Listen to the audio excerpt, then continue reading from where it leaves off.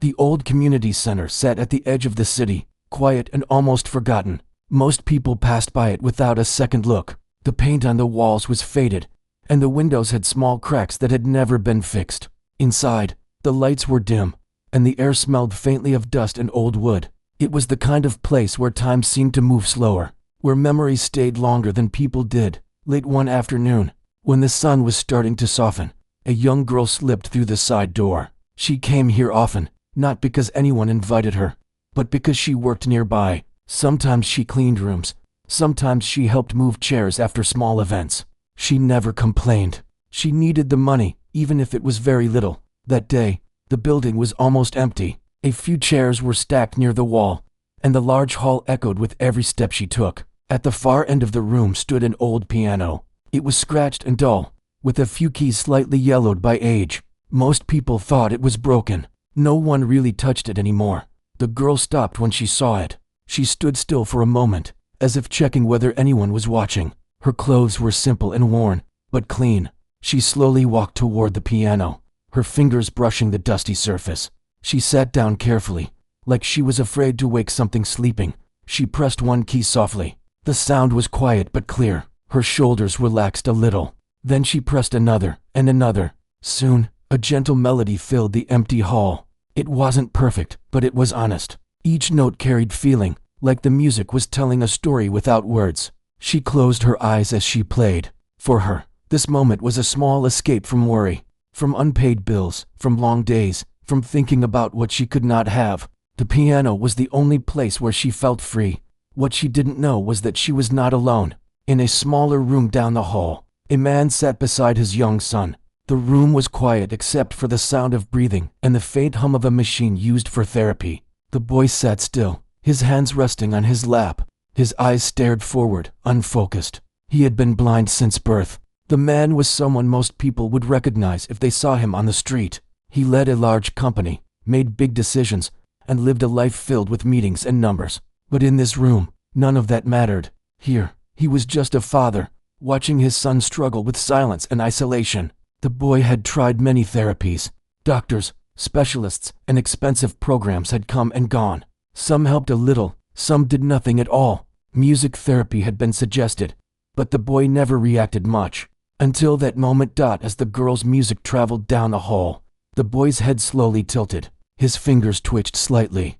The man noticed right away. He held his breath, afraid that even a small sound might break whatever was happening. The music continued, soft but steady. The boy's face changed. His brows relaxed. A faint smile appeared, something the man had not seen in a long time. The boy leaned forward, as if trying to follow the sound.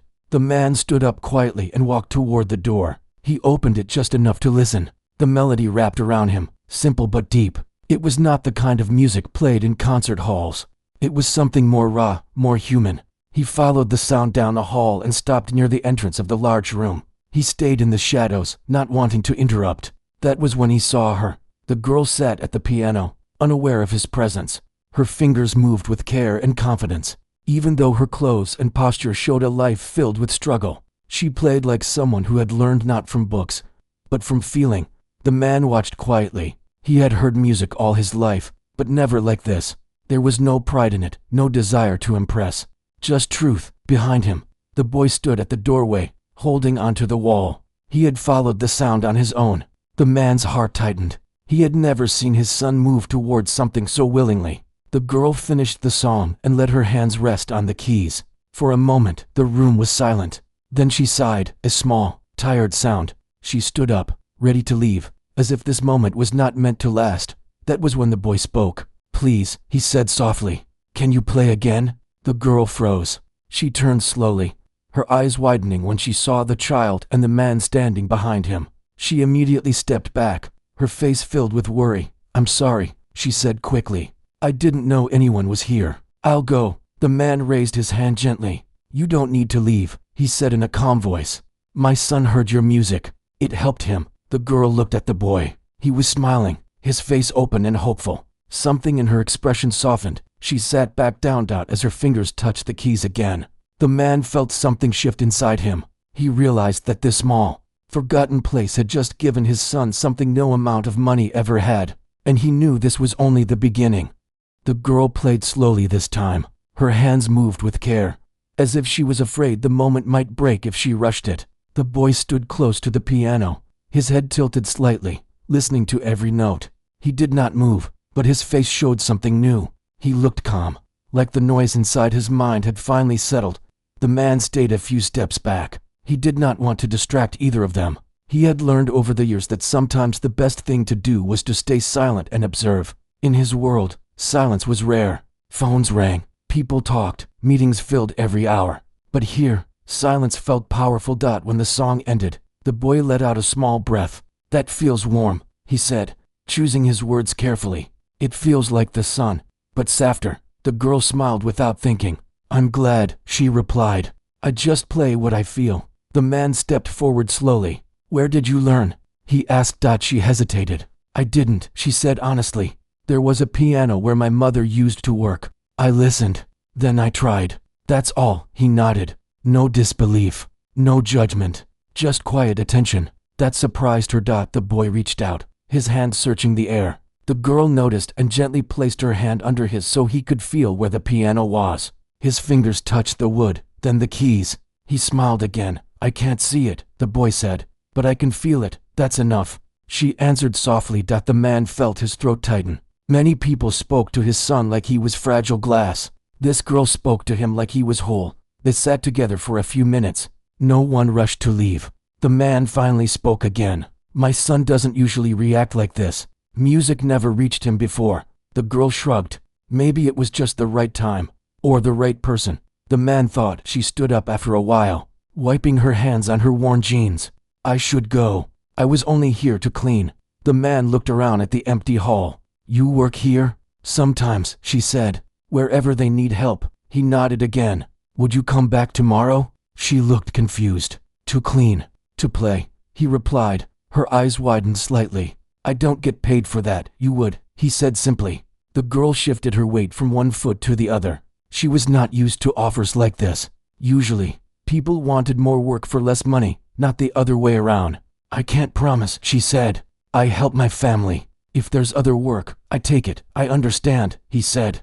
"But if you can, my son would like it." She looked at the boy. He nodded eagerly. "Please," he said again. Her heart softened. "I'll try," she said. That night, the man sat in his car longer than usual before driving home. His son was asleep in the back seat, a peaceful look on his face. The melody still echoed in the man's mind. He realized something important had happened, something he could not explain with numbers or logic. At home, the girl sat on a thin mattress beside her younger siblings. The room was small and shared by too many people, but it was quiet. She stared at the ceiling, replaying the boy's smile in her mind. She had played piano many times alone, but never like this, never for someone who truly listened. The next day, she returned. She arrived early, before anyone else. She cleaned the hall first, sweeping the floor and wiping chairs. Then she sat at the piano and waited. When the man and his son entered, the boy's face lit up instantly. "You came," he said. She smiled. "I said I'd try." She played again. Different songs this time, some slow, some brighter. The boy tapped his foot. Once, he laughed quietly at a sudden change in the music. The man watched closely, his mind racing. This was not just music. This was connection. Over the next few days, the pattern continued. The girl came when she could. Sometimes she was tired, sometimes her hands were sore from work. But once she touched the keys, she forgot her pain. The boy began to change. He spoke more. He asked questions. He started walking on his own toward the piano room without fear. The therapists noticed too, though they didn't know why. The man asked questions, carefully. He learned that the girl had left school early to help her family, that she had never owned a piano, that music was something she kept hidden, like a secret hope she didn't allow herself to dream about. One afternoon, he watched her fingers closely. They were rough, with small cuts from cleaning chemicals and hard work, yet they moved with grace. He felt something uncomfortable stir inside him, guilt. He had spent millions on buildings and machines, yet this girl, with nothing, had given his son something priceless. That evening, he made a quiet decision, but he said nothing yet. The girl finished playing and stood up, ready to leave. "Thank you for letting me play," she said. "I should go before it gets dark." The boy frowned. "Will you come back?" She paused. Life had taught her not to promise things she could not control. "If I can," she said gently. The man watched her walk out, her shoulders slightly hunched from years of carrying too much. He knew then that two very different worlds had crossed paths, and neither would remain the same. The changes did not happen all at once. They came quietly, like footsteps you only notice after someone has already passed. At first, no one questioned why the boy smiled more often or why he asked to visit the community center. Almost every day, the man noticed everything. He noticed how his son's voice sounded stronger, how his hands moved with more confidence, how silence no longer frightened him the way it used to.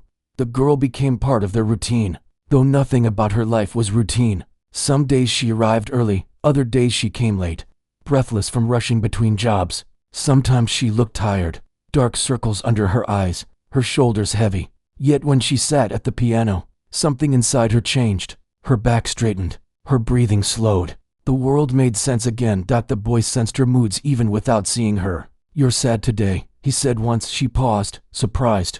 "How do you know?" "The music feels heavy," he replied. She swallowed and smiled. "Then I'll try to make it lighter." She played a softer tune, and the boy nodded, like he understood her effort. The man watched this exchange closely. They were teaching each other things no adult had planned. One afternoon, the man arrived earlier than usual and found the girl sitting alone at the piano, not playing. Her hands rested on her lap, her eyes fixed on the floor.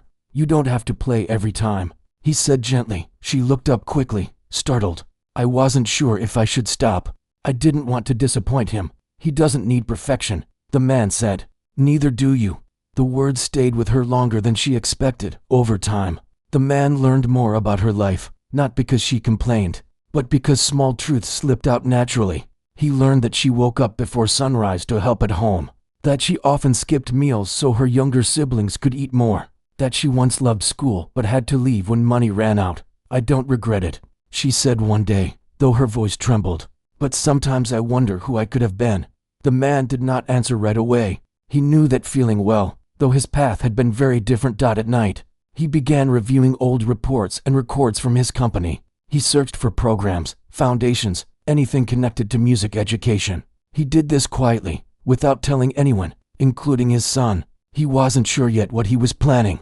He only knew he could not ignore what he had seen.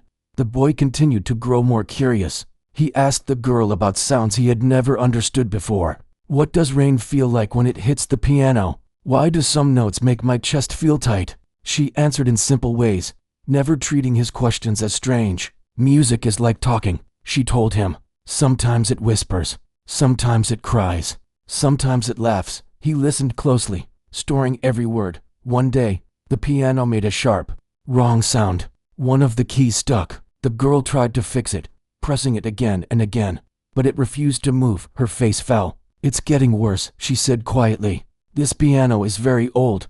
The man knelt beside it, running his fingers along the edge. He could tell repairs would cost more than the center could afford. The boy touched the broken key. "Will it stop singing?" he asked. The girl did not know how to answer. That night, the man sat alone in his office long after everyone else had left. City lights reflected against the glass walls. He stared at the piano key problem like it was a business crisis, but it felt personal. He thought about how fragile this small world was. One broken instrument, one missed payment, and it could all disappear. For the first time in years, he felt afraid of losing something money could not easily replace. The next day, the girl did not come. The boy waited near the piano room, his hands clasped together. "She's late," he said. The man checked his phone. No message. He felt an unexpected worry. She arrived much later, her face pale, her movements slow. She tried to smile, but it didn't reach her eyes. "I almost didn't make it," she admitted. "My mother is sick. I had to take her to the clinic." The boy reached for her hand. "I'm glad you came." She squeezed his fingers gently. The man listened quietly, something heavy settling in his chest. He realized then how close she was to falling apart, how one small push could change everything. That evening, after they left, the man made calls.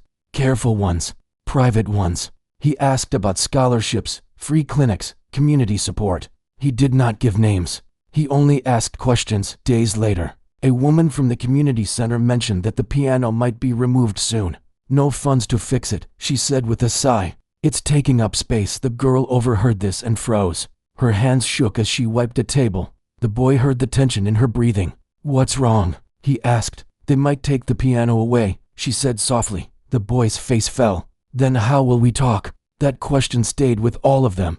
The man stood by the window, watching traffic pass by outside the center. He knew then that waiting was no longer an option. He had spent his life acting only when numbers demanded it. This time, his heart was demanding something else. Still, he said nothing, not yet. The girl played that day like it might be her last time. Every note carried fear and hope at the same time. The boy listened as if memorizing every sound. When the song ended, none of them spoke. The silence felt heavy, but also full. Something was about to change. The days that followed felt heavier than before. The girl arrived at the community center with a tight feeling in her chest, unsure if the piano would still be there. Each time she pushed open the door and saw it standing in its place, she felt a short moment of relief, but the fear never left. It sat quietly inside her, waiting. The boy noticed the change. He noticed how her songs ended sooner, how her hands paused more often above the keys. "Are you leaving?" he asked one afternoon, his voice small. She forced a smile. "No," she said.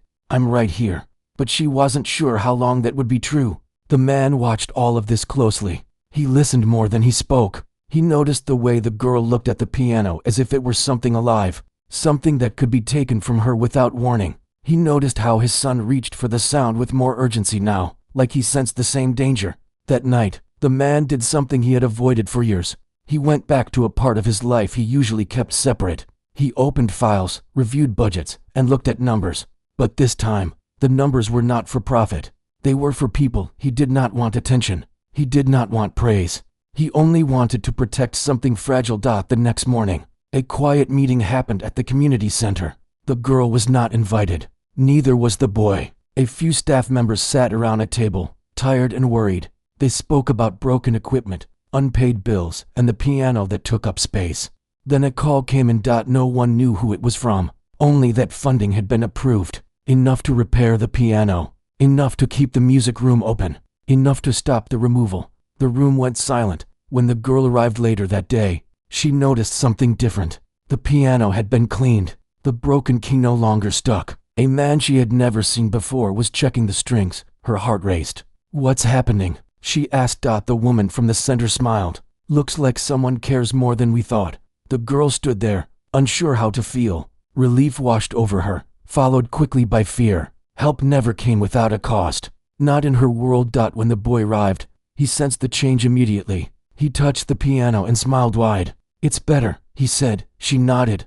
"Yes, it is." She played that day with shaking hands at first. Then the music settled her. The boy leaned close, listening deeply. The man stood at the back of the room, his chest tight with emotion. For the first time, he felt proud without wanting credit. But peace did not last long. A few days later, the girl was asked to stay after playing. The woman from the center spoke gently. "Someone has been asking about you," she said. "About your music." The girl's stomach dropped. "Who?" She was given a card, no name, only a number. That evening, she stared at the card in her small room. Her siblings slept nearby. Her mother coughed softly in the dark. The girl felt anger rise in her chest. Why now? Why when things finally felt safe? The next day, she confronted the man. "I don't want charity," she said quietly, but firmly. The boy stood beside her, holding her sleeve. The man did not pretend to misunderstand. "I know," he said. "Then why?" she asked. "Why fix the piano? Why ask about me?" He took a breath. "Because my son found something he never had before." "And so did you." She looked away. "I didn't ask for help." "No," he said. "But sometimes help is not about asking. It's about seeing." Her hands clenched. "I don't want to be someone's project." His voice stayed calm. "You're not." The boy spoke then. "You make the quiet go away," he said simply. "Please don't stop." The girl's eyes filled with tears. She turned away so he wouldn't hear her cry. That night, she did not sleep. She thought about pride, about survival, about how tired she was of choosing between them. The next morning, she made a choice.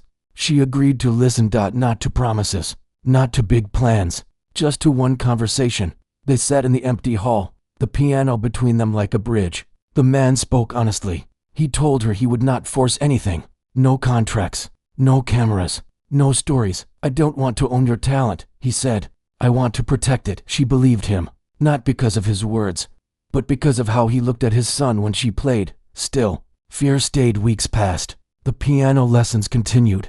The boy grew braver. He started speaking during therapy. He laughed more. He asked about learning to play someday. One afternoon, he surprised them both. He placed his fingers on the keys and pressed one. The sound rang out, simple and bright. The girl laughed through tears. "You played," she said. The man felt something break open inside him. That same day, the girl received an envelope.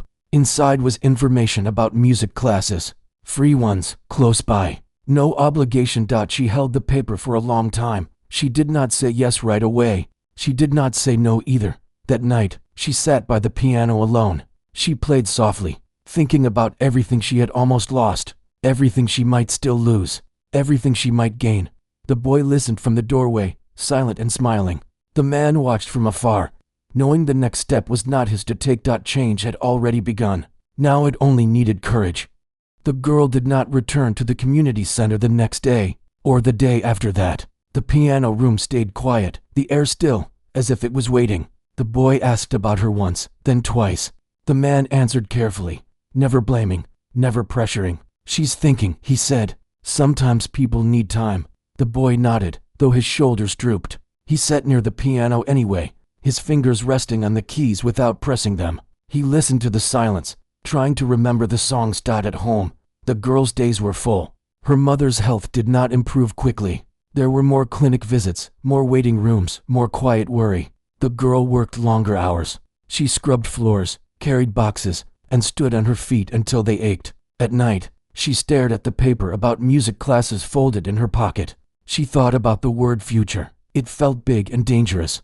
Hope had hurt her before. One evening, after everyone else had fallen asleep, she stepped outside. The city was noisy, but far away she could hear a street musician playing a broken guitar. The sound was uneven, imperfect. Still, people stopped to listen. She realized then that music did not belong only to safe places. The next morning, she returned to the community center. The boy heard her footsteps before he heard her voice. "You're back," he said, smiling. "Yes," she replied softly. "I'm back." She sat at the piano and played something new. It was gentle, but stronger than before. The boy listened, his head high. The man stood nearby, saying nothing. After the song ended, the girl spoke first.